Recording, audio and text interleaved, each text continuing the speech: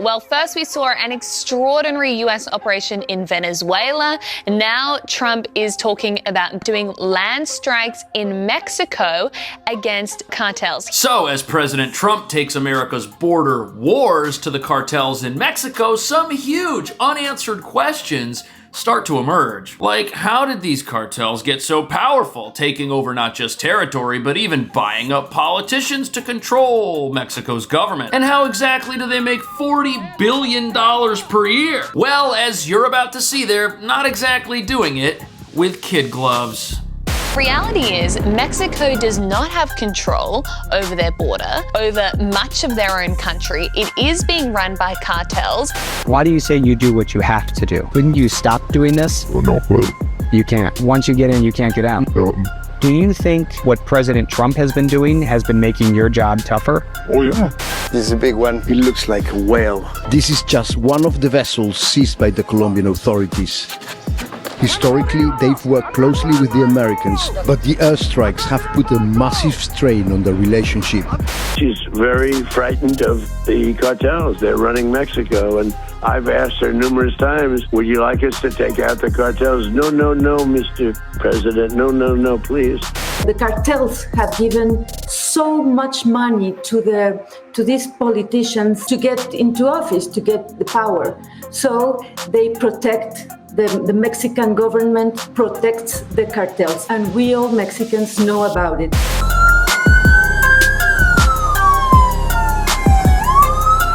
So, Mexico's cartels, they make money in ways most people never even think of. Which is why nobody's talking about how their $40 billion a year empire actually works and how it got so big to begin with. So forget everything you think you know about these criminals. Their existence is due to more than back alley deals and desert mules. It's corporate scale industrialized corruption sanctioned at the highest levels of the Mexican government with one brazen goal: to bleed America dry from the inside out while owning and controlling an entire country. And the ways this gets done are incredibly sophisticated, much more so than a dark fleet of oil tankers roaming the globe. That's just one thing they're up to. They've also infested America's economy with ships delivering falsified cargo, moving billions in contraband right past the Coast Guard. Add to that all the money they make as the gateway keepers of illegal immigration into the United States. Money they make not just from their fugitive customers who they help break immigration laws, but also from their corporate enablers on the US side of the border who benefit from illegal unpaid labor. And the total picture of how these thugs feed their insatiable greed starts to emerge. Plus, as you're about to see, every single dollar laundered through their shadow economy is used to buy up another politician, corrupt another police unit, enlist another border smuggler, while bankrolling the armies these guys use to take away the future of the innocent while protecting their trade of terror. But before we get into the dark, secretive ways these guys are robbing both America and the Mexican people, there's something very sinister happening at the US border, even today, which most people don't even think about. Really, most Americans don't understand is that when they see this mass flow of people across the border, what they're looking at has been described to me as the largest form of modern slavery in the world.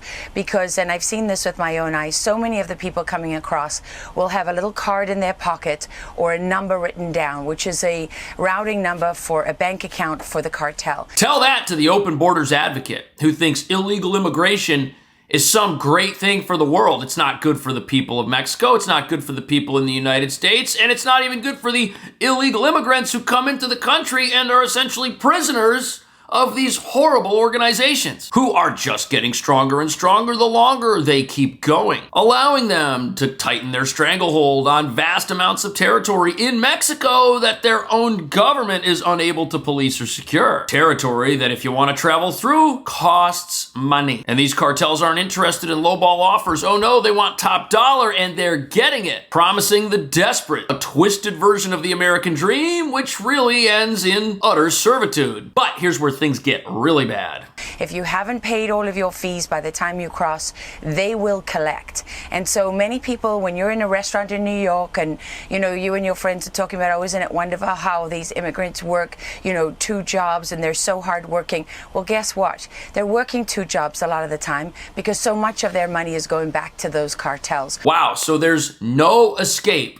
Once you're in, and these guys know exactly who you are. And that's a problem because it's recently come out that these cartels team up with gangs like Venezuela's Tren de Aragua, who act as enforcers inside the United States, keeping tabs on all of their happy customers. Those happy customers are the businesses that team up with these cartels to get illegal labor in the first place. And then the other group of customers are the people who get smuggled into this whole operation. These gangs are looking out for everybody. While they shack up in sanctuaries across America, collect federal benefits, take over apartments, and enforce cartel order. Because if they can track you, they can make sure you're working at the restaurant they set you up at, or the warehouse or distributor paying back the tens of thousands hanging over your head. But this is only one part of how these cartels make so much money, and the presence of their operatives inside this country brings us to the next thing they got their fingers on. It's known as Colombia's gateway to global trade. Look at all those shipping Commodities containers. like coal, gold, and coffee are sent across the Pacific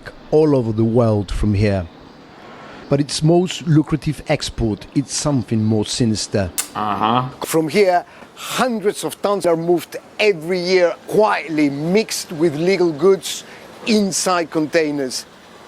The city itself has become... And this is exactly how these cartels, whether they're in Mexico or Colombia or anywhere in the world, are able to flood America with things that they then use inside of our country, not to make it a better place. And right now, Mexico is the #1 trading partner with the United States. And as of early 2026, the economic relationship between the two nations is deeper than ever, with a total annual trade exceeding $800 billion. To put this in perspective, the two countries trade over 1.5 million in goods every single minute, which these cartels see as their lifeline to transit the U.S. border without permission. And when you see a busy port full of containers or an armada of trucks hauling goods, there's a pretty good chance the cartels have their fingers on those shipments in ways that most of us never even conceive of. Now that illegal alien crossings are down, we're seeing a 95% decrease in this area. The cartels aren't making their money crossing illegal aliens. So now they go back to their original tactics. So cartels are once again pushing through South Texas. So in just 2 weeks, agents here were able to make 3 of their biggest seizures so far this year. Here you're looking at $1.1 million worth of that was seized hidden inside stationary bike rollers. Then agents made a $2.3 million seizure. That's crazy.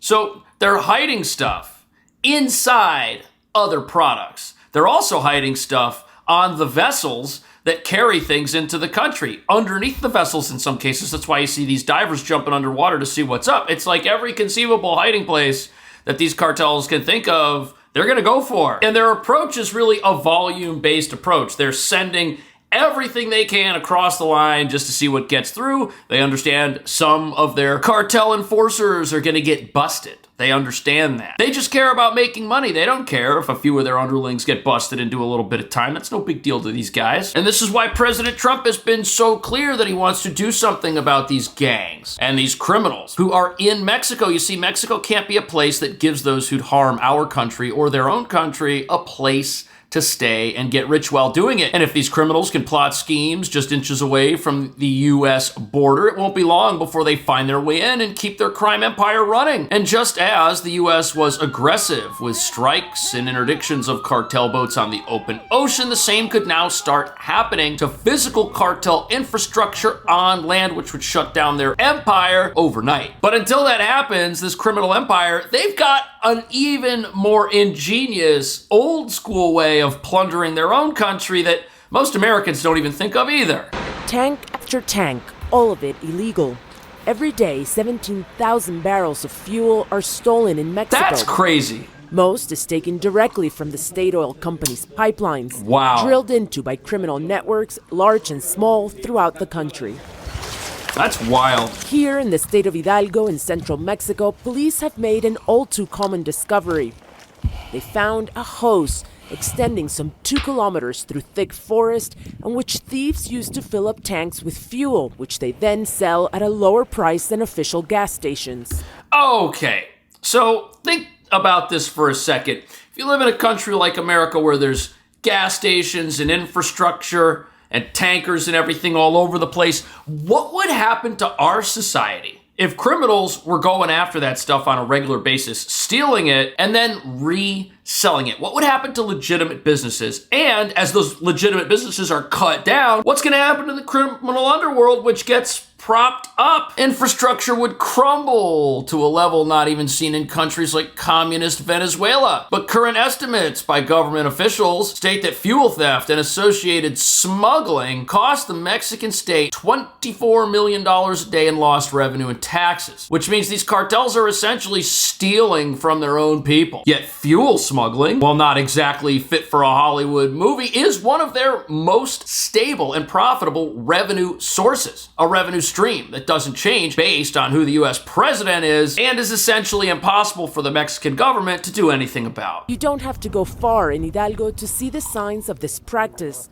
Pressure hoses drilled into canals, ducts running through rivers. All in all, it represents $1 billion worth of loss to the Mexican state every year. That's wild. To get an idea of the challenges of stopping this practice, take a look at this pipeline.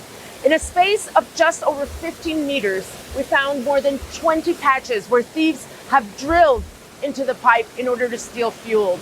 And there are some 11,000 kilometers of pipelines just like this throughout. So you've got an industry here which is being attacked by industrialized crime. This pipeline's been tapped so many times, somebody should have been arrested and thrown in jail by now, but apparently there's so many criminals out there doing this and they're so powerful that they can keep coming back and doing this whenever they want. This is one of their spots. They've been there a whole bunch of times. Look at all the patches on this thing. But now you're probably wondering how on earth these criminals can come back here so often. Why is it that nobody's stopping them, and why are they part of a global network of illegal oil distribution? How on earth can this be allowed if it's costing the Mexican government so much money? Well, that brings us to the next thing these criminals have their fingers all over, and what you're about to learn is what enables their entire empire and has kept it in perpetuity for the last 5 decades. The president of Mexico is furious. She's calling Mexican Senator Lily Tellez a traitor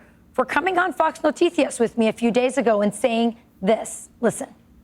The help from the United States to fight the cartels in Mexico is absolutely welcome. And that is how the majority of Mexicans feel. Better not say that. The only ones who don't like that President Trump is sending help and trying to support Mexicans against the cartels are the politicians. Wow. That includes President Scheinbaum. Ouch. So look at that. Apparently, Mexico's president has been co-opted. Now, America's president, Donald Trump, says that she's a nice woman, but that she's not the one running Mexico. And that's a big problem because it means somebody else is running Mexico. And we all know who that is. We've been talking about them this entire video. And they're not running Mexico for the benefit of the Mexican people, which means that as people go to make their voices heard and try to get candidates in office who support them, those candidates may have secretly been funded by corporate interests, so to speak, which are a corrupt criminal empire in this case, which doesn't obey the law, breaks the law, does it at the expense of the entire world in many cases. Yes, the party has financed, has given, the cartels have given so much money to these politicians to get into office, to get the power. So they protect, the Mexican government protects the cartels. That is why President Sheinbaum doesn't want the strong American leadership to help Mexico defeat the cartels. And also Sheinbaum doesn't want the rest of the world to know what is happening here in Mexico. We are on the steps to be the next Venezuela.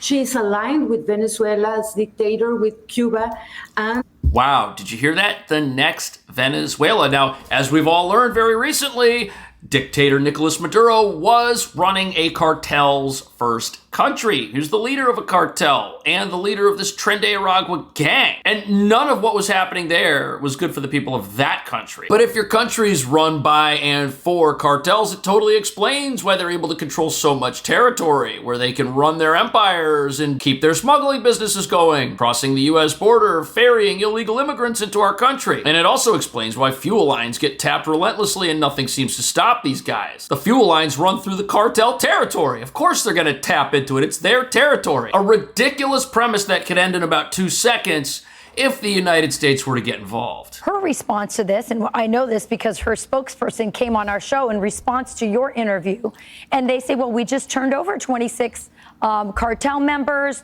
We're working, we're sharing intelligence. What are they not doing? And why is she so resistant? She sort of speaks out of two sides of her mouth. We're working with you, Trump, and then she's chastising you for saying we need more help from the United States to crush the cartels. Because she really doesn't want the help of the United States. There you go.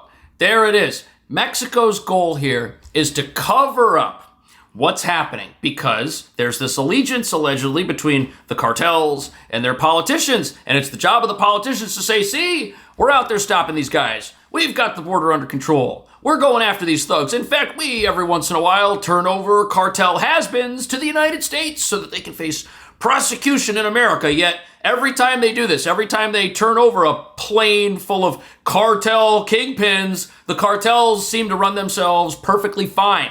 Yes, some people who committed crime are brought to justice, but the machinery of exploitation keeps running in Mexico. And that's the real problem here. That's the real thing that has been hurting this country. That's how these cartels have gotten so big and so powerful and been able to make billions of dollars a year because nothing seems to be able to stop them. Every time Mexico goes and does a crackdown, the people who are really in charge, the people who aren't going to get turned over to the United States for their cartel treachery or whatever they did to even get themselves on the local government's radar and be made an example of, the real leaders know to stay away from that operation. The real leaders know not to get caught. The real leaders have an inside man. They are the inside man.